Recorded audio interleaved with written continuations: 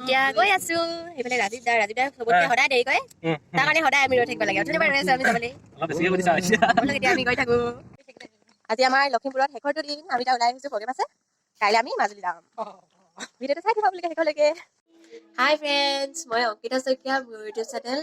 চুতীয়া জীয়ৰী অংকিতালৈ সকলোকে স্বাগতম জনাইছো আমি ইয়াত থাকিলো লখিমপুৰত এতিয়া আছো মানে 5 দিন হ'ল আজি আমাৰ কাইলৈ আমি মাজুলী যাম আৰু ইয়াত আমি 5 দিনে শিকাইছিলো আমাৰ চুতীয়াসকলৰ পানী তোলা নাচ আৰু আমাৰ দেউজিদাহঁতে শিকাই আছিলে